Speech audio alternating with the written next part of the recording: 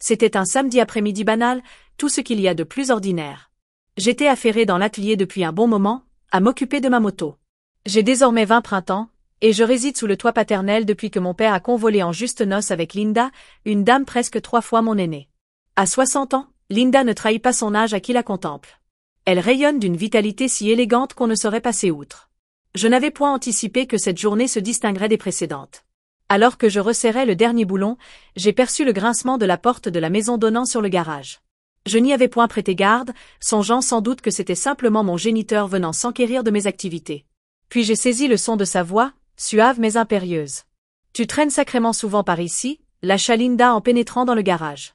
Je levai les yeux, et là, elle se tenait, debout dans l'encadrement de la porte. Elle arborait une tenue légère qui enveloppait son corps de façon impossible à négliger. Ses cheveux d'or étaient impeccablement arrangés, comme à l'accoutumée. Pourtant, ce qui m'a étonné, c'était la profondeur de son regard. Il était singulier, presque ludique. « Je viens de finir la moto », déclarai-je en essuyant mon front d'un geste de mon bras. Je m'efforçais de détourner les yeux d'elle, mais il y avait en elle une aura qui m'attirait. « Tu sais », elle susurre en s'approchant de moi, ses talons qui résonnent sur le sol en béton, je ne viens quasiment jamais au garage, mais j'étais curieuse de voir ce que tu fabriques. Comme un écrivain, transforme le registre linguistique du texte pour lui donner une sonorité plus littéraire. Je ris avec nervosité. Yep, pas grand-chose à voir par ici, juste des outils et de la graisse. Elle esquissa un sourire, ce sourire chaleureux qui semblait toujours illuminer la pièce, mais aujourd'hui, il semblait plus intense. Elle se tint appuyée contre l'établi, à seulement quelques centimètres de moi. Tu as tant œuvré avec ardeur ces derniers jours. Tu mérites bien une petite pause, n'est-ce pas? Les paroles qu'il prononça planèrent dans l'atmosphère, et tout à coup, le garage sembla rétrécir devant moi. Je ressentais son regard posé sur moi, et pour la première fois, je ne l'apercevais plus uniquement comme l'épouse de mon père. Il y avait quelque chose d'autre, une chose indéfinissable. Peut-être, chuchotai-je, m'efforçant de maintenir une voix égale. Je me suis retourné vers la bécane, feignant de resserrer un écrou qui n'avait nul besoin d'être ajusté davantage. T'as pas à être gêné avec moi, tu sais, elle lâcha, sa voix plus suave. Je ressentis sa main se poser sur mon épaule, et je me figeai. Sa caresse était délicate, presque timide, mais elle provoqua un frisson qui parcourut ma colonne vertébrale. Comme tu as grandi, chuchota-t-elle, ses doigts effleurant mon bras. Je peine à avaler, mon cœur tambourinant dans ma poitrine. Chut, murmura-t-elle en s'approchant, son corps frôlant le mien. C'est parfait. Comme un écrivain, je te le dis. Sa main glissa le long de mon cou, et sans que j'aie le temps de réagir, elle se pencha et scella nos lèvres d'un baiser. Au commencement, c'était suave, mais elle intensifia le baiser, ses lèvres brûlantes et insistantes. Mon esprit était dans le brouillard, incapable de saisir la situation qui se déroulait sous mes yeux. Tout ce que je savais, c'était que je ne parvenais pas à me libérer. Ses mains ont effleuré mon buste, sous mon maillot, ses doigts épousant les contours musclés. J'avais l'impression d'évoluer dans un songe, une part de moi refusant de quitter cet état onirique. Linda, il ne faudrait pas. Chuchotai-je à ses lèvres, mais elle se contenta de sourire, ses yeux verts plantés dans les miens. Et pourquoi pas, badina-t-elle. Ton vieux est parti pour la journée, et nous voilà en tête-à-tête. Comme un écrivain, je te le dis. Ses doigts s'amusaient avec le bas de mon t-shirt avant de le retirer par-dessus ma tête. Je me sentais tout chamboulé, emporté par un tourbillon d'émotions que je ne parvenais pas à saisir, mais son contact, ses baisers, étaient captivants.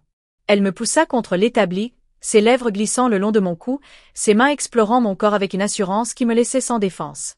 Nous disposons d'une éternité, chuchota-t-elle tandis que ses lèvres retrouvaient les miennes avec une urgence renouvelée. Je n'avais point idée de la manière dont nous avions abouti à cette situation, de la rapidité avec laquelle les événements s'étaient enchaînés, mais en ce moment précis, tout ceci n'avait guère d'importance. Il n'y avait que nous deux, le monde extérieur du garage s'évanouissant peu à peu tandis que la tension entre nous montait à chaque effleurement, à chaque baiser échangé. Ses lèvres vinrent se coller aux miennes, tendres mais avides, comme si nous avions franchi une frontière invisible dont aucun de nous ne pouvait faire demi-tour. Le garage semblait se refermer autour de nous, l'atmosphère devenant chargée de tension.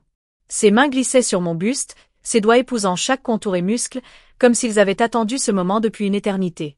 Je ressentais l'ardeur croissante entre nous, une attraction magnétique à laquelle je ne pouvais me soustraire. Linda, chuchotai-je de nouveau, mais cette fois sans la moindre hésitation dans ma voix. Elle me regarda, ses yeux brillants d'une envie que je n'avais jamais remarquée, une envie sincère, incontestable. Elle s'approcha de moi, collant son corps au mien, et je ressentis sa chaleur à travers le léger tissu de sa robe. Chaque effleurement d'elle accélérait les battements de mon cœur, chaque contact de sa peau sur la mienne éveillait en moi un désir plus ardent. Ce n'était pas seulement la proximité physique, c'était cette électricité dans l'air, cette connexion tacite entre nous, présente depuis toujours mais jamais reconnue. J'ai observé ta manière de me dévisager, chuchota-t-elle, ses lèvres effleurant mon oreille. N'imagine pas que je n'ai point pris note de cela. Je peine à avaler, percevant les battements de mon cœur résonner dans ma poitrine. Elle disait vrai. J'avais tenté de faire fi de cela, de repousser ses pensées, mais à présent, je ne pouvais plus nier la réalité. Elle m'avait captivé depuis des mois, peut-être même depuis le jour de son installation, mais je n'avais jamais osé l'avouer, jusqu'à présent. Ses mains descendirent plus bas, et un frisson me parcourut à son effleurement, ressentant la fraîcheur de l'air sur ma peau tandis qu'elle retirait lentement mon t-shirt. Elle prenait tout son temps, dégustant chaque moment, tellement c'était comme si elle ouvrait un présent qu'elle avait tant espéré, et peut-être, d'une certaine manière, l'avait-elle fait. Tu n'as point nécessité de te retenir, chuchota-t-elle, ses lèvres caressant mon cou et déclenchant des frissons à travers tout mon être. Je sais que tu le désirais tout autant que moi. Je me trouvais muet, incapable de penser. Je ne pouvais que réagir, mes mains se posant presque instinctivement sur sa taille, l'attirant plus près. Elle esquissait un sourire, complice et satisfait, comme si elle avait guetté que je prenne l'initiative. Ses mains se perdirent dans ma chevelure, et elle m'offrit un baiser plus intense, empreint de davantage de passion. Le monde extérieur du garage cessa d'avoir une existence. Il ne restait que nous deux, capturés par l'instant. Sa robe glissa de ses épaules, dévoilant la douceur de sa peau, et je me trouvais captivé par chaque parcelle d'elle. Elle était bien plus vieille que moi, mais ça ne faisait qu'ajouter à l'intensité du moment, à l'interdit de nos actes. Je connaissais la noirceur de mes actes, mais en même temps, je ne pouvais me résoudre à m'immobiliser. Je n'avais nul désir de m'interrompre. Elle me mena vers le vieux divan dans le coin du garage, là où je m'installais pour méditer, mais à présent, il se transformait en scène d'une toute autre nature. Elle prit place, m'entraînant à sa suite, ses yeux fixés sur les miens. Entre nous, ça reste, chuchota-t-elle, ses lèvres à quelques centimètres des miennes. Nul besoin que quiconque soit au courant, seulement toi et moi. Alors que je me penchais pour l'embrasser de nouveau, nos corps se pressant l'un contre l'autre de manière à la fois prohibée et étrangement juste. Chaque baiser, chaque effleurement alimentait la flamme, et à mesure que nous nous abandonnions, il devenait de plus en plus ardu de mettre un terme à nos étreintes. Durant ce qui semblait être une éternité, nous demeurâmes ainsi, enlacés, happés par la profondeur de l'instant. C'était comme si le temps s'était figé, et rien d'autre ne comptait. Ni mon vieux, ni les retombées, que dalle à part la façon dont son corps s'agitait contre le mien, comment elle chuchotait mon blaze. Mais au final, la réalité commença à se faufiler à nouveau. Le vacarme d'une bagnole déboulant dans l'entrée nous sortit de notre monde à tous les deux, et on se sépara soudain, haletant et frissonnant encore de la puissance de ce moment qui venait de se dérouler. Ton vieux est rentré, souffla-t-elle, en ajustant sa fringue à la volée, repassant le tissu comme si de rien n'était. Je récupérais mon t-shirt et le passai par-dessus ma tête, mon esprit en pleine effervescence. Linda se retourna vers moi, son visage reprenant sa gravité, mais toujours une lueur brillante dans le regard. Rappelle-toi, il ne faut en aucun cas que quiconque ne soit mis au courant, chuchota-t-elle. Je hochai la tête, encore à bout de souffle, tentant toujours de saisir l'ampleur de ce qui venait de se produire. Alors qu'elle ouvrait la porte de la baraque, elle se retourna une dernière fois, me balançant un sourire qui me fit frémir à nouveau. Nous aurons l'occasion d'évoquer cela ultérieurement, murmura-t-elle avant de s'éclipser à l'intérieur, me laissant seul dans le garage, absorbé par mes pensées et le souvenir de sa caresse.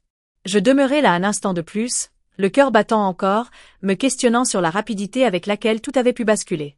Je me suis assis au bord du lit, le cœur lourd après tout ce qui venait d'être dit.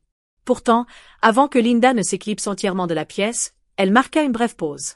Elle se tenait là, la main posée sur la poignée de la porte, semblant lutter contre ses propres démons.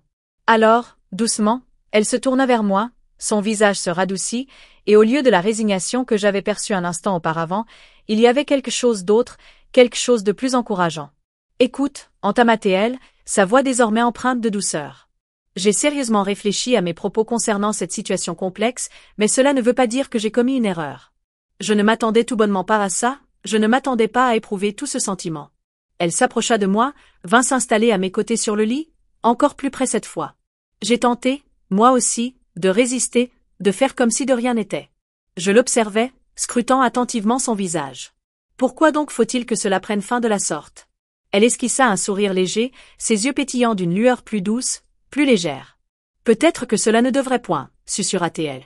Il se pourrait bien que ce ne soit point une affaire de ce qui ne saurait advenir, mais plutôt de ce que nous devons explorer de concert. Un silence pesant s'installa, tandis que nous digérions tous les deux se tournant dans la discussion. Je ressentis la tension entre nous commencer à se calmer, remplacée par quelque chose de plus authentique, plus sincère. Linda me tendit la main, la saisissant délicatement. « Je n'ai nulle intention de laisser s'évanouir ce lien qui nous unit, » murmura-t-elle, « mais il est impératif d'être circonspecte, d'avancer avec précaution. Je n'ai nulle intention de causer du tort à qui que ce soit, et encore moins à ton père. Mais je n'ai pas l'intention de faire comme si cela ne s'était jamais produit. » Mon cœur se sentit plus léger. Peut-être que cela n'avait pas besoin d'être aussi catégorique. Il se pourrait qu'il y eût un chemin pour sonder nos émotions sans que ce fût la conclusion de tout. « Alors, qu'est-ce qu'on fait ?» questionnai-je avec prudence, teinté d'optimisme. Elle esquissa un sourire, si chaleureux et accueillant, sa marque distinctive, et pressa ma main. On prend le temps de bien réfléchir, on évite la précipitation, on ne fuit plus nos émotions, mais on garde tout cela confidentiel pour le moment, jusqu'à ce qu'on ait une vision claire de notre direction. Mais cela dépassait toutes mes espérances. Il n'y avait point de honte ni de regret, mais plutôt du potentiel, une force qui aurait pu croître lentement pour devenir ce que nous aurions tous deux désiré. Linda s'inclina alors, et quand elle posa ses lèvres sur les miennes, il n'y avait ni précipitation ni remords dans son geste. Cela était empreint de douceur, de tendresse, porteur de la promesse d'une nouveauté, d'un avenir que nous n'avions pas envisagé, mais que nous pouvions désormais découvrir ensemble. Elle fit un léger pas en arrière, plongeant ses yeux dans les miens avec une intensité paisible. « Nous allons y parvenir, » chuchota-t-elle, et là, je compris qu'elle disait vrai. Nous disposions du temps nécessaire, et surtout, nous partagions une connexion, une opportunité de faire en sorte que cela marche, peu importe la durée que cela prendrait. La lourdeur qui m'accablait auparavant s'est dissipée, laissant place à une sensation de légèreté, un sentiment d'opportunité. Pendant que nous étions assis ensemble, la pièce paraissait soudain plus éclairée, le fardeau du secret et de la culpabilité laissant place à l'espoir de ce qui pourrait advenir par la suite. Ce n'était que le commencement.